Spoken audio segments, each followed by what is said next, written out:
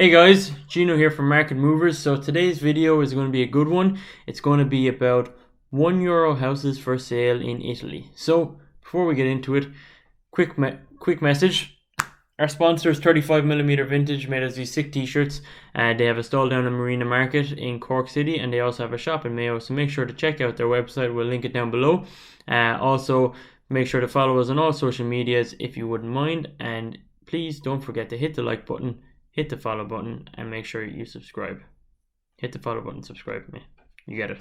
So, not financial advice by any means, and definitely not life advice, but this is a cool video. It's a really interesting topic, and it's something that I think is pretty crazy, so we're going to get straight into it, and I won't waste any more of your time with this intro.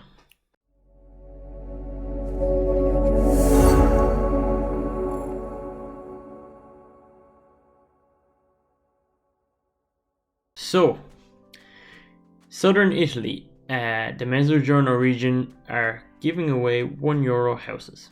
They're giving away unlivable €1 houses in small towns that people don't live in anymore.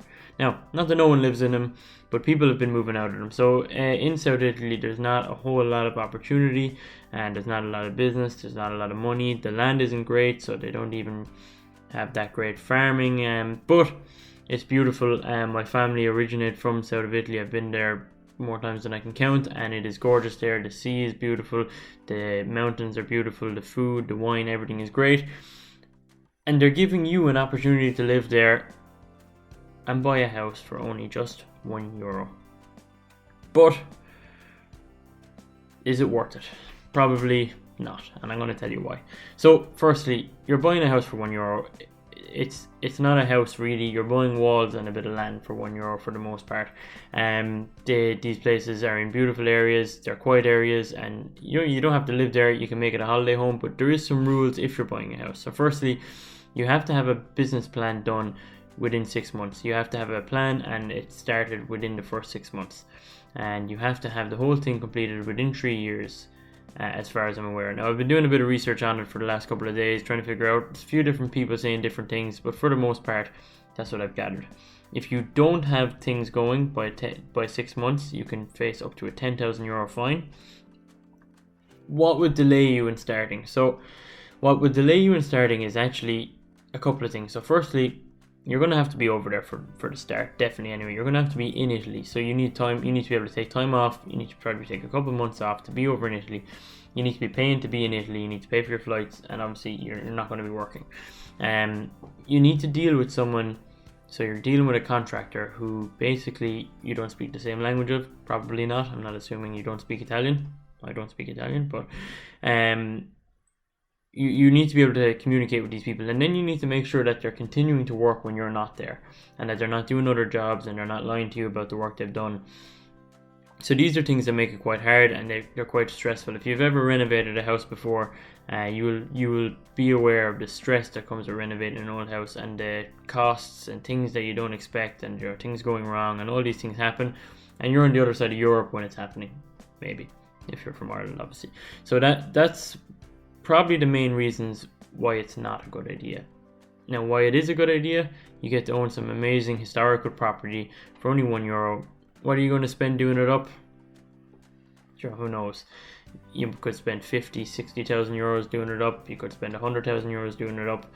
And then what you need to do is you need to look into the area and think like, okay, so if I get this house for €1 and I spend 70,000 euros fixing it, so, and then my flights over and back, I'm about 100,000 euros in.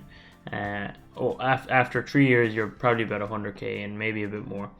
Can I just buy a house that's already done for that price in this area, or can I buy it for less? You go look into that. Probably can. But if this is what you like to do, if you like to be hands-on, if you could be retired and you could have been a contractor yourself and think, oh, I'd love to go over to Italy and rebuild one of these houses. Well, then that's a different story. That's cool. And they also do offer things like they're offering grants towards opening a business in these towns. They're offering tax reliefs in Italy.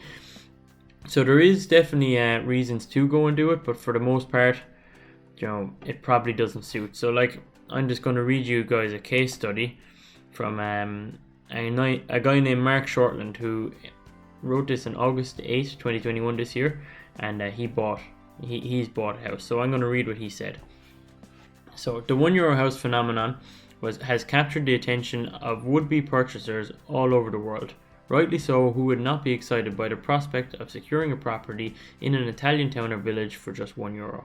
Okay, so you have to renovate the property and make it habitable, and in many cases this has to be completed within 3 years, or you may lose any security deposit payable.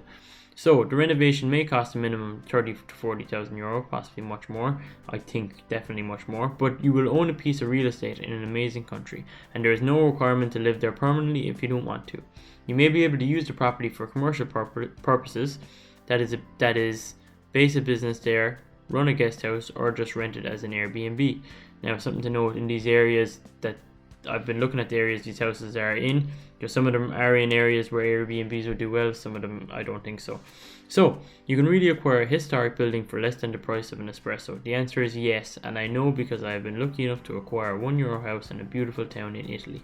And the $1 million question is something we are asked frequently, is how easy is it to get a €1 house? And the answer, unfortunately, it is very difficult. You must be very patient, be prepared to be let down multiple times, and understand that you have to make a lot of effort inquiring, completing paperwork, and visiting. And all of this before you get to make that purchase. It took me over 2 years before I finally received a scanned letter confirming that I had been successful and a €1 house had been allocated. So if you think about it now, my timescale was probably wrong, so I was making it sound like the whole thing would take 3 years, and if they're giving you 3 years to renovate it, this is a 5-year process at this stage. Anyway, so, and a €1 house had been allocated. I sent hundreds of emails, applied for several different schemes, visited Italy for over 2 months in 2019. So you're going back, yeah, exactly 2 years ago. Wrote business plans and tried to translate everything into Italian to boot. I realized the pandemic of COVID-19 has probably had a lot to do with this delay, and Italy was the first badly hit country in Europe.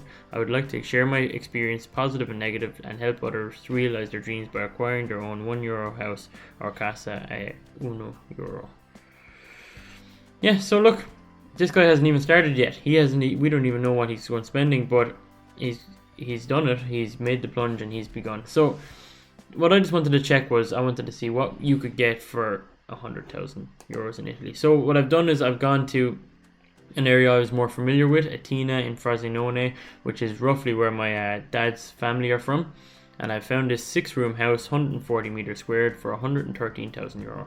Now, so I checked the location. It's pretty close to the center of Atina, which is quite a beautiful town. It's got a lovely square, it's got a large market, and it's quite close to other areas as well.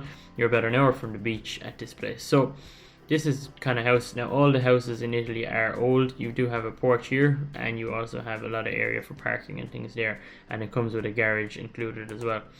Inside, like obviously this is someone else's furniture. I'm sure it probably doesn't come with the house. You can see the inside of the houses are quite old-fashioned, and you get the gist of it there. So you're getting a fully built house with tiles and bathrooms and everything already done. You get this garden. Looks like they're growing some sort of fruit there anyway. Maybe it could be olives or grapes or something, but whatever it is anyway, it looks nice. And that's, you get the garden then, and it's a fairly big garden, so you're getting a lot there for €113,000 in probably a busier area than a lot of these €1 houses are coming to. So there's positives and negatives. For us, if you're in Ireland, you probably don't need a house in Italy. You probably don't need to spend €100,000 on a house in Italy. You could go over there, you can rent an Airbnb every time you want to go there. You can rent a caravan, whatever you want. You probably don't need to own a house. There's a lot of heartache that comes with a house, property tax, maintenance, things like that. So is it going to be worth it for you?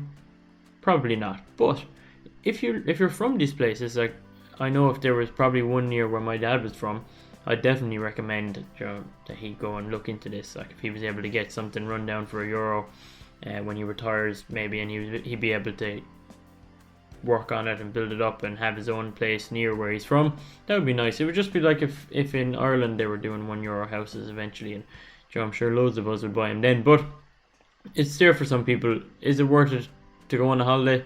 Probably not. Guys, thank you all so much for listening to this video. Really appreciate it. Don't forget to check out 35mm vintage. If you enjoyed the video, hit the like button, hit the subscribe button, leave a comment, share with your friends.